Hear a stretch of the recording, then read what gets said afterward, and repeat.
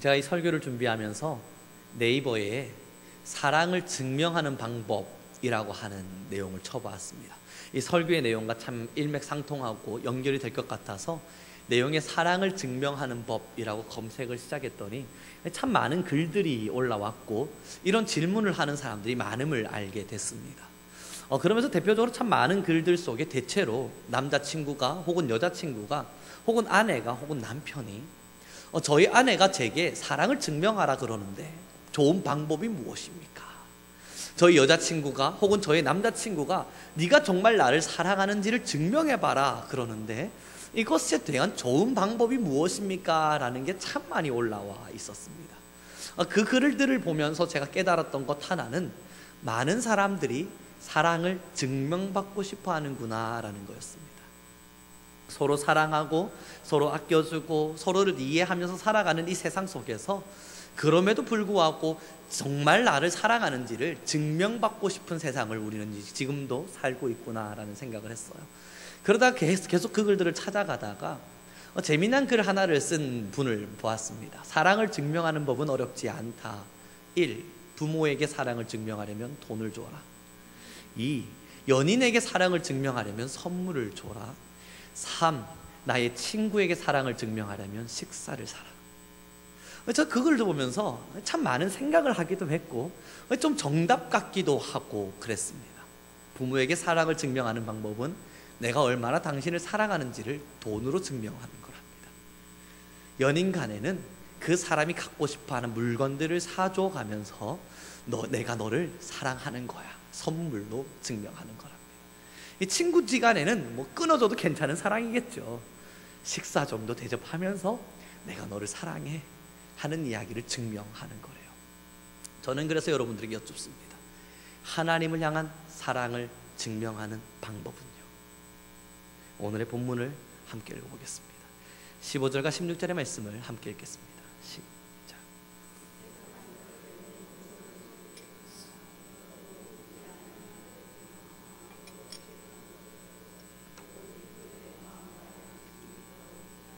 그들이 하나님을 시인하나 행위로는 부인하니 가증한 자요 복종하지 아니하는 자요 모든 선한 일을 버리는 자니라. 아멘.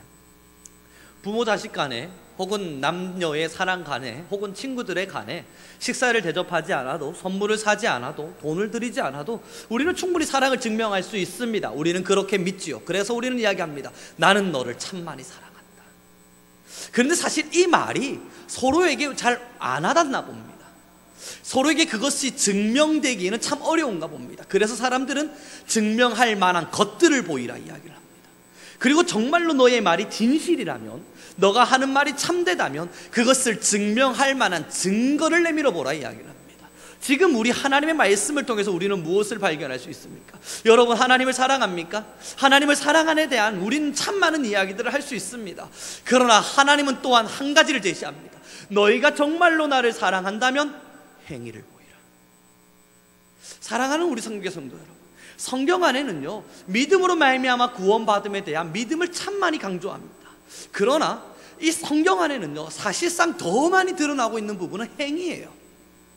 행위를 참 많이 강조하고 그 뒤에 그러나 너희의 행위로서는 할 수 없으니 믿음으로 말미암아 구원을 받느니라 해요. 다시 말씀드려보면 성경의 대부분의 부분은 행위를 굉장히 강조합니다. 너희가 하나님을 사랑하느냐 이렇게 하라 이렇게 하라 이렇게 하라 이렇게 하라. 그러나 이러한 행위로는 너희가 구원을 받을 수 없나니 믿음으로 말미암아 구원을 받느니라. 이것은 행위를 부인하고 있는 것이 아니라 당연히 이 행위는 있을 일이고 이것을 다 이루어 감에도 불구하고 우리는 구원을 받을 수 없다는 겁니다. 다시 말씀을 드려보죠. 우리 함께 이 말씀을 나누었으면 좋겠어요. 믿음으로 말미암아 구원을 받는다는 이 말은 행위를 포기하라, 행위를 버리라, 행위가 없어도 괜찮다가 아니라 하나님의 말씀에 기록되어 있는 모든 말씀을 행하고도 우리는 구원받을 자격이 되지 않는다는 겁니다. 그러므로 행위를 포기한 자는 사실상 하나님을 향한 사랑의 증명이 될 수가 없는 거예요. 그 행위를 다 이루어도 우리는 하나님께 갈 수 없는 존재이건데 행위를 하지 않으면서도 나는 하나님께 사랑받는 존재야 라고 말하는 것은 굉장한 월권 행위가 되어지는 겁니다. 오늘 본문이 그것을 이야기하지 않습니까? 16절을 저희 다시 한번 읽어보겠습니다. 함께 읽겠습니다. 시작.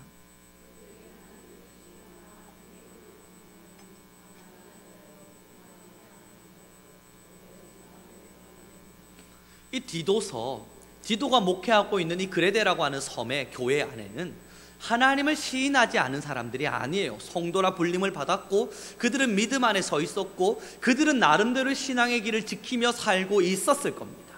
그러나 이 그레데 교인들을 향해서 사도 바울이 디도에게 편지를 써내려가면서 오늘 1장 16절을 보면 그들은 하나님을 시인한다. 이게 뭡니까?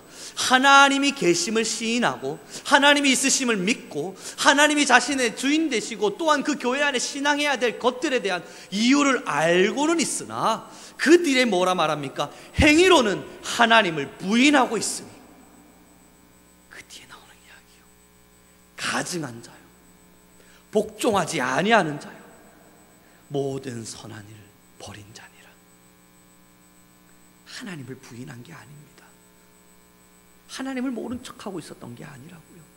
하나님이 정말 어디 계십니까? 내게 증명해 보십시오. 그것이 아니라 그들은 하나님은 시인했으나 그들의 행위에는 믿음의 행위가 없었던 거예요. 그들을 향해 사도 바울이 평가합니다. 가증한 자라. 입술로는 시인했으나 그 입술에 시인과 같은 행위가 없다면 가증한 자요, 복종하지 아니하는 자요, 모든 선한 일을 버린 자니라. 다시 한 번 더 16절의 말씀을 읽어보겠습니다. 함께 읽습니다. 시작. 그들이 하나님을 시인하나 행위로는 부인하니 가증한 자요, 복종하지 아니하는 자요, 모든 선한 일을 버리는 자니라. 아멘. 그러므로 우리가 신앙을 한다는 것은 두발 바퀴와 같습니다. 두발 자전거와 같습니다. 두발 자전거는 하나의 바퀴가 타이어에 바람이 빠져도 굴러가기가 굉장히 힘들고 굴러가지 못합니다. 신앙이 두발 자전거와 같다는 것은 하나는 믿음이라고 하는 큰 바퀴가 또한 하나는 행위라고 하는 큰 바퀴가 함께 동력을 얻어서 굴러갈 때 자전거가 힘을 내서 거는 겁니다. 신앙이 그러합니다. 믿음이 있다 말하지만 행위가 없다면 죽은 믿음이요. 행위는 열심히 강조하고 있지만 믿음이 없다면 그 또한 구원에서 멀어진 자요. 그러므로 신앙을 한다는 것은, 우리가 하나님을 섬기고 하나님을 따라 신앙의 길을 걷는다는 것은 믿음을 선포함과 동시에 그 믿음에 합당한 행위의 열매를 드러내는 것이고, 우리가 신앙의 길을 걷는다는 것은 그 행위에 합당한 열매를 맺음과 같이 믿음을 하나님께 보여드리는 것입니다. 사랑하는 우리 성도 여러분, 우리가 얼마나 하나님을 사랑하고 우리가 어떤 하나님을 믿고 있습니까? 그 믿음의 측량은 여러분의 행위를 통해 드러날 수밖에 없습니다. 또한 여러분들께서 믿음을 통해 드러내신 그 행위는 하나님께서 여러분들의 믿음을 보실 수 있는 좋은 기준과 근거가 되어질 겁니다. 오늘의 본문 요한복음 5장 39절 40절을 저희 함께 찾아보았으면 좋겠습니다. 요한복음 5장입니다. 요한복음 5장 39절 40절입니다.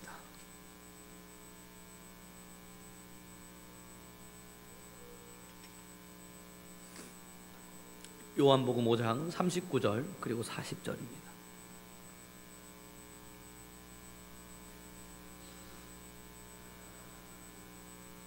함께 읽겠습니다. 시작. 너희가 성경에서 영생을 얻는 줄을 생각하고 성경을 연구하거니와 이 성경이 곧 내게 대하여 증언하는 것이니라. 그러나 너희가 영생을 얻기 위하여 내게 오기를 원하지 아니하는도다. 아멘. 이 말씀 너무 참 신비로운 말씀을 던지고 있습니다. 영생이라고 하는 것을 얻기 위해서 믿음의 사람들이 성경을 연구하기 시작했어요. 그리고 성경을 연구하고 있고 성경을 이해하고 있고 성경을 배우고 있고 성경을 알아가고 있고 성경의 지식을 쌓아가고 있는데 뭘 안 하고 있냐면 하나님께로 가지를 않고 있어요. 예수님께로 오지를 않고 있습니다. 이게 뭘 이야기합니까? 성경이라고 하는 지식들은 쌓여져 가고 하나님에 대한 알매 모습들은 우리가 참 많은 것들을 알아가고는 있지만 예수님께로 가는 행위의 모습, 예수님께로 걸어가고 있는 이러한 동적인 움직임의 모습이 드러나지 않는다는 겁니다. 주님께서 우리에게 신앙을 가르치셔서 했던 이야기 뭡니까? 내게로 오라입니다. 예수님께서 서 계시고 하신 말씀이 내게로 나오라입니다. 다시 말하면 예수님이 과연 누구셨는가? 그것을 아는 것이 중요한 것이 아니라 정말로 예수님 옆에 서 계신 것이 중요한 겁니다. 과연 예수님은 어떤 분인가? 성경을 통해서 공부하고 배워가는 것이 중요한 것이 아니라 지금 정말로 예수님 옆에서 동행하고 있는 것이 중요한 겁니다. 내가 신앙의 길을 걸어가면서 믿음을 20년, 30년을 지켜간 것이 중요한 것이 아니라 지금 여러분들 옆에 또한 내가 예수님 옆에 서 있느냐입니다. 주님께로 가기를 거절해요. 주님께로 가 있지를 않아요. 주님의 손을 부여잡고 있지 않고 주님과 함께 동행하지 않고 있어요. 그러나 성경을 연구하고 믿음을 가지고 있다 말하면서 신앙의 길을 걷는다 말해요. 이 행위를 버린 신앙은 사실상 굴러가지 않는 자전거와 같습니다. 굴러가지 않는 자전거는 절대 어떤 목적도 그 목적지에 도달할 수도 없는 겁니다. 사랑하는 우리 성도 여러분, 우리의 신앙은 말에서 나오는 것이 아닙니다. 우리의 신앙은 그저 우리의 입술에 잠깐의 말과 이야기를 통해 드러나는 것 또한 아닙니다. 예전에 어린 시절의 이야기들을 저도 누누이 계속 이야기하게 됩니다만, 저는 어린 시절에 어렸을 때부터 목회자라고 하는 꿈을 꾸었습니다. 그리고 하나님을 참 많이 사랑한다 생각했었습니다. 목회자가 돼서 이런 교회를 만들고 싶다, 많은 꿈을 꾸기도 했었습니다. 그런데 저는 그때 당시 하나님을 시인했어요. 하나님이 계심을 알았습니다. 하나님께서 내 옆에 계심과 또한 하나님께서 임마누엘의 하나님이 되셔서 나와 함께 하심을 알고 주님께서 살아계심을 확신하고 있었습니다만, 한 가지 못하고 있었던 것이 있다면 믿음대로 살지는 않았습니다.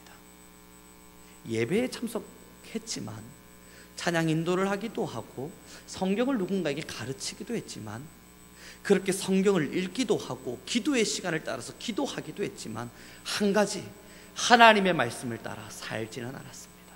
마음이 불쾌하면 화를 내는 것이 당연한 이치였고, 누군가 미워하고 시기하고 욕심이 생기는 것을 당연히 따르는 것이라 생각하며 살았고, 하나님의 말씀에 기록되어 있는 하나님의 율법을 따라 살아가는 참 많은 이야기들을 모른 척하고 살았습니다. 그럼에도 괜찮다 여겼어요. 나는 하나님을 믿으니까.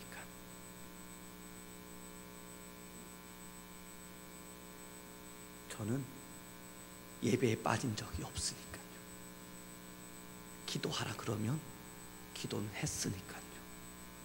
찬양을 하면서 그 찬양엔 충분한 은혜를, 때로는 감격의 눈물을, 때로는 수련회 같은 곳에 가면 누구보다 간절한 기도를 올릴 수 있다 여겼으니까요. 그래서 저는 괜찮은 신앙인인 줄 알았습니다. 그래서 신학을 선택했습니다. 이렇게 괜찮은 신앙인이 괜찮은 목회자가 되어야겠다 생각해서 말입니다. 그러다 어느 날 참 주님을 만났습니다. 저항할 수 없는 은혜로, 거절할 수 없는 사랑으로 제 옆에 계신 예수님을 만났습니다. 저 멀리 어느 한 천국의 공간 안에 말씀을 통해 이야기하시는 하나님이 아니라 지금도 제 옆에 계신 하나님을 만났습니다. 그리고 나서야 코람데오, 하나님 앞에서라고 하는 말이 무엇을 의미하는지를 철저히 깨닫게 되었죠. 비록 하나님 앞에 서서 지금도 내 삶을 지키시고, 지금도 나를 바라보시고, 지금도 저의 그냥 행위적인 모습뿐만 아니라 마음과 심장까지 살피고 계신 하나님께서 지금 나의 모습을 보고 있다는 것을 깨달을 때면 부끄러움이 그게 차오르기 시작했어요.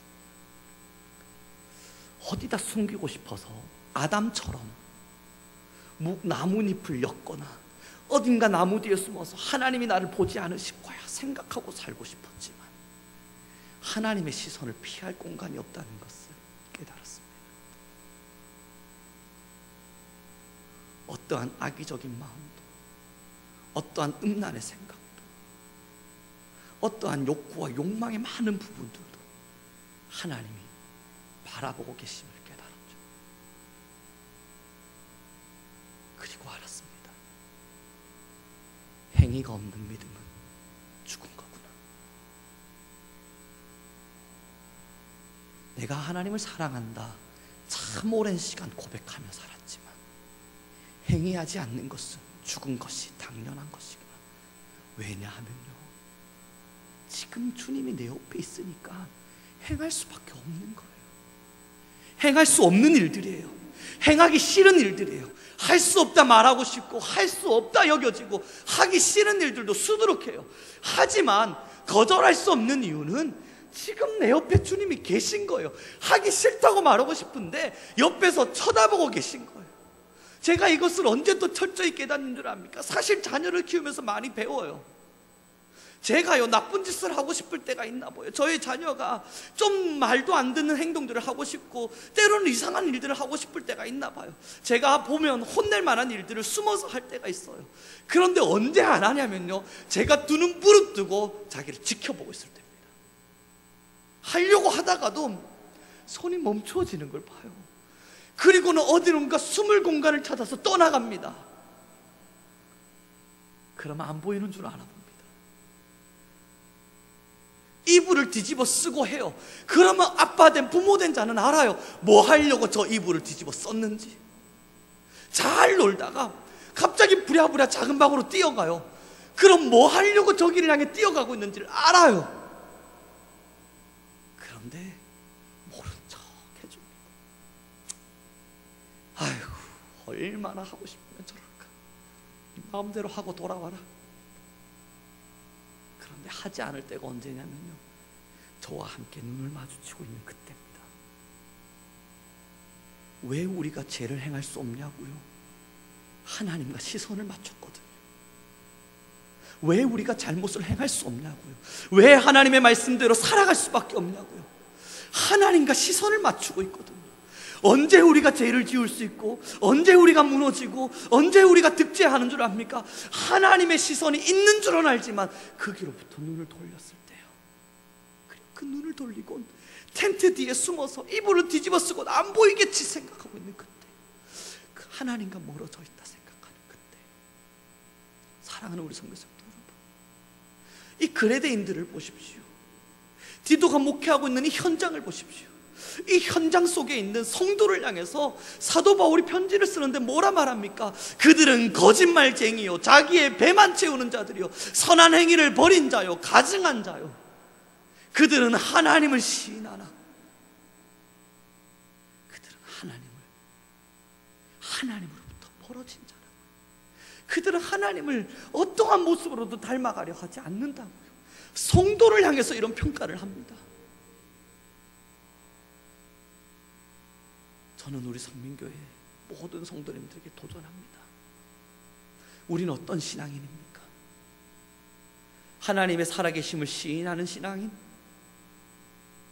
하나님이 나를 위하여 구원하여 주셨음을 시인하는 신앙인? 그것이 우리의 신앙의 전부인가요? 하나님이 지금도 나를 지키고 계심을 믿는 신앙인? 이 말씀이 살아있어서 지금도 나에게 깨달음을 주시고 배움이 되어지는 말씀이라는 걸 아는 신앙인? 아니요. 하나님과 눈을 맞추고 하나님의 눈을 지그시 바라보고 지금도 우리를 사랑의 눈길로 바라보시는 하나님을 보며 행동하는 신앙이에요. 코람데요, 하나님 앞에서 부끄럽지 않도록 어떠한 부분에서도 하나님 앞에서 실수하지 않도록, 어떠한 조그만한 일말의 양심의 어떠한 부분에서라도 하나님께만큼은 정죄당할 일이 없도록 하나님의 눈을 늘 바라보며 사는 것입니다. 이런 행위가 살아있는 신앙이니 참 신앙인입니다. 신앙은 믿음과 행위라고 하는 두 개의 바퀴를 가지고 굴러갑니다. 어떤 하나의 바퀴라도 빠지게 되면 어떠한 곳을 향해서 걸어갈 수가 없고 달려갈 수도 없고 목적지를 향해 갈 수도 없습니다. 사랑하는 우리 선교 성도 여러분, 이제 우리의 신앙을 점검해 보지 않으시겠습니까? 하나님을 믿는다, 시인하는 것이 우리의 신앙의 전부가 아니라면, 하나님께서 살아계신다는 것을 인정하고 시인하는 것이, 그것이 우리의 신앙의 전부가 아니라는 것을 우리 성도님들 모두가 확신하신다면 이제 우리의 신앙을 한번 돌아보시지 않겠습니까? 과연 지금 나의 믿음의 눈은 하나님을 바라보고 있는가? 과연 지금 나의 시선은 하나님과 눈을 맞추고 있는가? 축복합니다. 축복합니다. 저희 성민교회는 언제나 신앙의 시선을 하나님께로 맞추길 바랍니다. 교회의 욕심도 아니고, 교회의 자랑도 아니고, 교회의 야망과 교회의 꿈도 아니고, 하나님의 꿈을 품고 하나님의 생각을 통해서 하나님이 원하시는 방법을 따라 하나님께서 걸으라는 그 길을, 저는 우리 성도님들 모두도 그러한 성도님들이 되기를 바랍니다. 자신의 욕망도 아니고, 자신의 욕심도 아니고, 자신의 욕구와 자신의 비전도 아니고, 하나님의 말씀을 따라, 하나님의 길을 따라 하나님이 허락하시는 사명과 소명을 붙잡고 하나님과 함께 걷는 우리 모두가 되길 소망합니다. 그래요.